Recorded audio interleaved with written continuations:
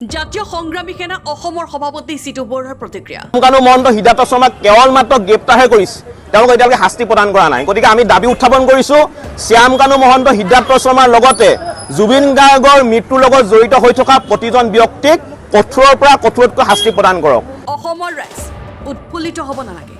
শ্যাম কানু মহন্ত সিদ্ধাৰ্থ শৰ্মাক গ্ৰেপ্তাৰ হৈছে শাস্তি পোৱা নাই জুবিন গাৰ্গৰ মৃত্যুৰ লগত জড়িত সকলে শাস্তিৰ দাবী এই মৃত্যু সাধাৰণ মৃত্যু নহয় দুইজনক ফাঁচি নহ'লে এনকাউণ্টাৰৰ দাবী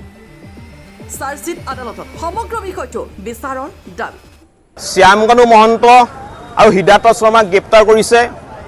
এই প্ৰসংগত আমাৰ অসমৰ মুখ্যমন্ত্ৰী মহোদয়ক আমি আন্তৰিকতাৰে ধন্যবাদ জ্ঞাপন কৰিছোঁ আৰু ইয়াৰ লগতে আমি আৰু এটা কথা ক'ব বিচাৰিছোঁ যে অসমৰ ৰাইজ এই মুহূৰ্তত ইমান উৎফুল্লিত হোৱাৰ কিন্তু প্ৰয়োজন নাই শ্যাম কানু মহন্ত হিদান্ত শৰ্মাক কেৱল মাত্ৰ গ্ৰেপ্তাৰহে কৰিছে তেওঁলোকে এতিয়ালৈকে শাস্তি প্ৰদান কৰা নাই গতিকে আমি দাবী উত্থাপন কৰিছোঁ শ্যাম কানু মহন্ত হিদান্ত শৰ্মাৰ লগতে জুবিন গাৰ্গৰ মৃত্যুৰ লগত জড়িত হৈ থকা প্ৰতিজন ব্যক্তিক কঠোৰৰ পৰা কঠোৰতকৈ শাস্তি প্ৰদান কৰক দ্বিতীয়তে আমি আৰু এটা কথা ক'ব বিচাৰিছোঁ যে জুবিন গাৰ্গৰ মৃত্যু এক সাধাৰণ মৃত্যু নহয় এই মৃত্যু যে এক পৰিকল্পিত হত্যাকাণ্ড সেই কথাটো ইতিমধ্যে অসমৰ ৰাইজে সকলোৱে কৈছে আৰু সেইটো কাৰণে আমি কৈছোঁ যে শ্যাম কানু মহন্তক হিদান্ত শৰ্মাক কেৱল মাত্ৰ গ্ৰেপ্তাৰ কৰিলে নহ'ব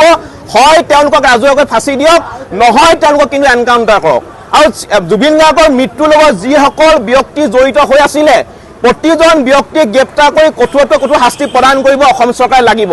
কাৰণ অসমৰ এটা আজি উজ্জ্বল নক্ষত্ৰ শেষ কৰি দিলে গতিকে আমাৰ অসমৰ ৰাইজে এটা ধৈৰ্য ধৰি থকা সময় নাই যি হ'ব অতি সোনকালে হ'ব লাগিব আৰু সেইটো কাৰণে কৈছোঁ যে ফাষ্ট ট্ৰেক আদালতৰ জৰিয়তে গোটেই বিষয়টো বিচাৰ কৰি দোষীক কঠোৰৰ পৰা কঠোৰ শাস্তি প্ৰদান কৰিবৰ কাৰণে আমি দাবী উত্থাপন কৰিছোঁ